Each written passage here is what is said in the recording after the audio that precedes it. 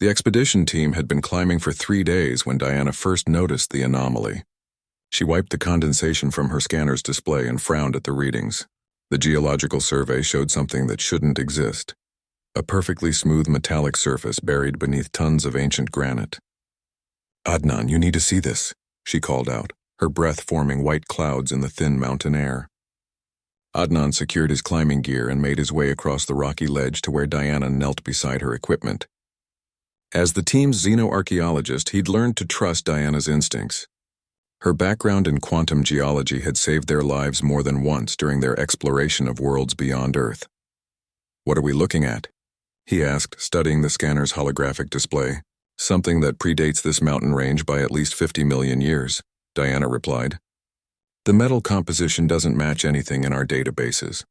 It's like someone built a structure and then the entire mountain formed around it. The discovery had been accidental. Their mission was supposed to be routine, cataloging mineral deposits on this remote world in the Kepler system. But the readings Diana was showing him suggested something far more significant than copper veins or rare earth elements." "How deep?" Adnan asked. 40 meters straight down. But here's the interesting part, there's a hollow space behind it. A large one." Adnan felt the familiar surge of excitement that came with a major discovery. In his 15 years of studying alien artifacts across human space, he'd learned that the universe held more mysteries than anyone had imagined. But finding something this old, this deliberately hidden, suggested they were dealing with a civilization far more advanced than humanity had yet encountered. "We'll need the full excavation team," he said, "and probably a military escort." Diana nodded, already packing her equipment. "I've sent the preliminary data back to the orbital station. Command wants us to proceed with extreme caution." 3 weeks later, they stood before what could only be described as a door. The excavation had revealed a seamless metallic barrier, 3 meters tall and perfectly rectangular. Strange symbols covered its surface, not carved or etched, but somehow part of the metal itself, as if they had grown from within. "Any progress on the translation?" Adnan asked Dr. Chen, their linguistic specialist who had arrived with the expanded team.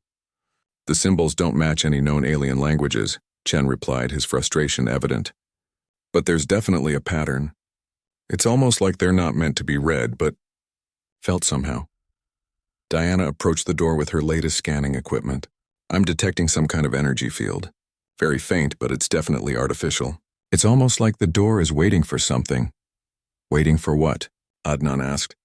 "I'm not sure, but the energy patterns spike whenever we get close. It's almost like it's scanning us." That night, as the team made camp in the excavated chamber, Adnan couldn't sleep.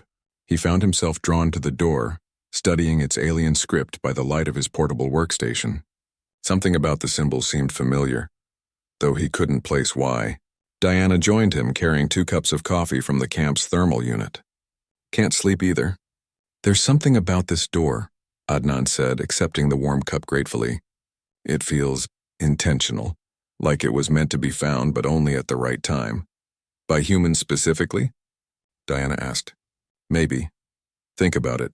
Buried for 50 million years, but not so deep that we couldn't find it with our current technology.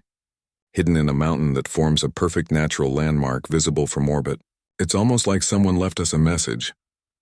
Diana set down her coffee and approached the door. As she got within arm's reach, the symbols began to glow with a soft blue light. Both scientists stepped back, but the door remained inactive. "It's responding to proximity," Diana observed. "But it's not opening." Adnan moved closer and the glow intensified. "What if it needs both of us?" Together they approached the door. The symbols blazed brighter, and suddenly the air filled with a harmonic resonance that seemed to come from the metal itself. The door began to split along an invisible seam, revealing not a room beyond, but what appeared to be a vast corridor stretching into darkness. "My God," Diana whispered. "It goes on for kilometers." As they stood at the threshold, their scanners detecting clean, breathable atmosphere beyond, Adnan felt the weight of the moment.